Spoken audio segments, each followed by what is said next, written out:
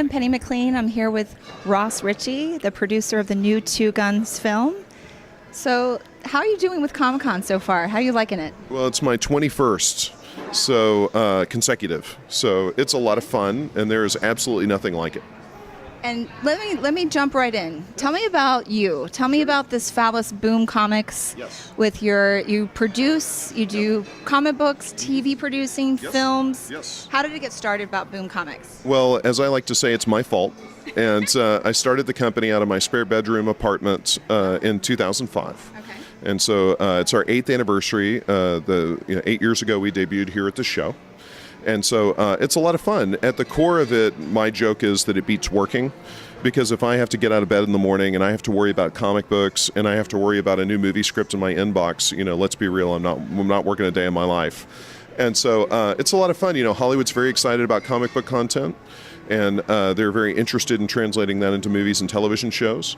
And so through that process, I think that my role is to be somebody who can stand between those two worlds and can help people who didn't grow up reading comic books, but who are very sincere and excited about turning them into a movie, help them understand, in particular, like with Two Guns, the creator of Two Guns is a seminal creator in our space who is a legendary talent.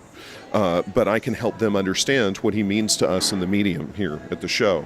And then I can also help guard the things that are special about the material, but also be open to the ways that we need to turn it into a movie, because it's not a comic book, it's a movie at that stage. And when you were growing up, what was your favorite comics that inspired you and actually touched you in a way to become who you are now? Oh, well, my first comic book was the Fantastic Four, because one guy was made of fire and the other guy was made of rocks, and I wanted to be made of fire or made of rocks. I was 6, and so I was bitten right then, and I jumped in with both feet. But a book that was really a seminal influence on me as a publisher was a comic book from Oni Press called Whiteout. And in that story, there were no superpowers. It was just a cool visual thriller that happened at the North Pole. And so I was actually it was in Antarctica, I screwed that up. But it really seized my imagination and opened some doors mentally and emotionally for me of like what you could do with the medium.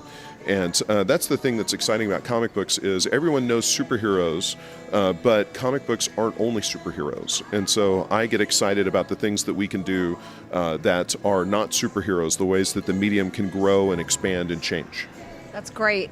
And since you're now with this incredible new movie that's going to be coming out August 2nd, is that correct? That's right, yes. Okay. Tell me how it was with you, or did you have any fingers in the mix of the cast selection? Right, sure. And also with in mind the two main characters for Mark and Denzel. Yeah. With producing, tell me with selecting the cast, what you had in mind and the direction, what you thought of and how it came out.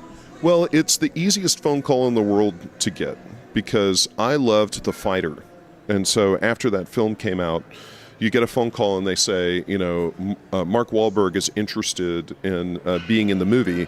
And at that juncture, you just say, that's awesome, Of course. And so the way kind of how Hollywood works is everybody's representation, their agents and their managers and attorneys are all looking for these guys as next vehicle that will showcase their talents. And so then when they've read the material and they're interested, a lot of times they'll approach the studio and say, hey, this is really cool and we love to do this. And so when you get that phone call, it's super easy. And then the phone call that follows afterwards that says that Denzel wants to do it with Mark gets even better. And so that part of the job is really, really easy. What's a little trickier is picking your partners. And I think one of the things that worked for us is we picked Universal. They were the right studio that was very enthusiastic and understood the material. And then when you pick the screenwriter, that's critical because there's, a nice paycheck to be made if you write a script, and there's a fair number of guys that need to get paid because they need to write, right? Right. And so you need to kind of, right. Well, you kind of have to suss out and understand on a creative basis who has a voice for the material and who really understands it and can take it to the next level.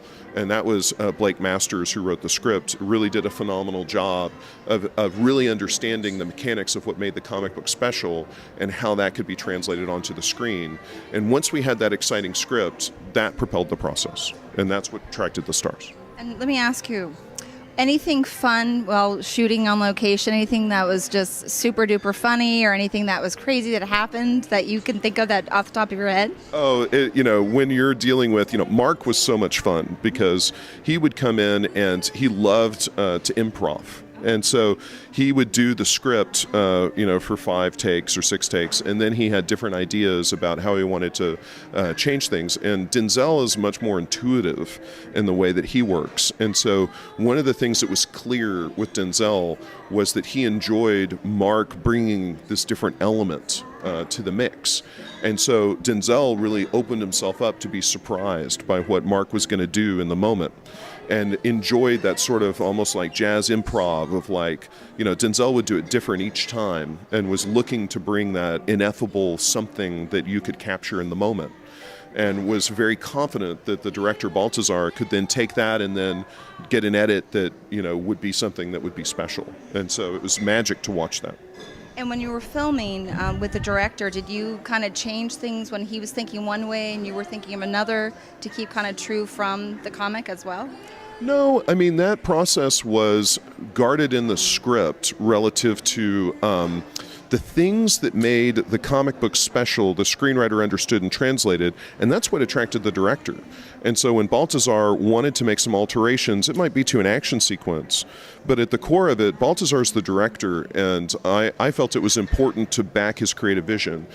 Contraband is an excellent film, and the features that he's made back in his home country in Iceland are brilliant, and he's a part of the new noir movement. And I thought that he was a great voice, and I've never directed a movie before, so I'm not going to tell a director how to do it. And all the ideas he had, his craft is really true. And so his ideas elevated the material, and I think he did an excellent job with that. And it was just a lot of fun to watch.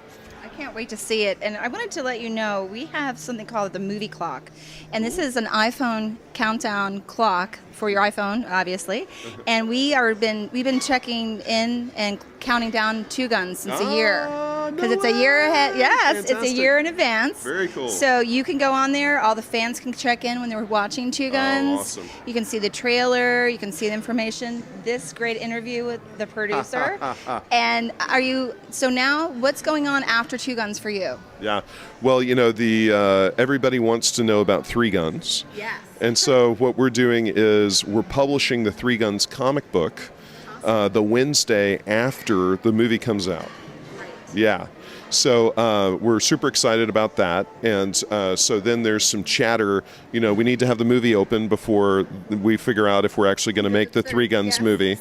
And so just one step at a time. But it's a lot of fun. And, we can tell we can jump into the storytelling waters in the comic book space that isn't nearly as expensive as commissioning a screenplay and going into production. So that's sort of the next stage for us. That's awesome. Yeah. And anything for you in the future for any more? Because I know that you produced a show for MTV Films as well. Oh, yes, it's been a while. Okay. Yeah, you're talking about Damnation. Yes, yeah. Damnation. Yeah. And anything new? I mean, I'm kind of jumping from film to TV, but anything else coming up for you that way? Yeah, we do have some television shows that are in development, but when they get picked up to series is when we'll really start talking about it, because until then it's just development, And we have a number of features that are in development as well, and some with Universal and some with other studios. And so, and there's a lot of, we just acquired a company, one of our competitors, they're called Archaea, and they're here at the show with a graphic novel that has the studio types buzzing. But, you just take it all one step at a time. Yeah. That's great. Yeah. That's awesome. Yeah, it's a lot of fun. I thank you so much. I wish you all the best. I can't wait to see the film.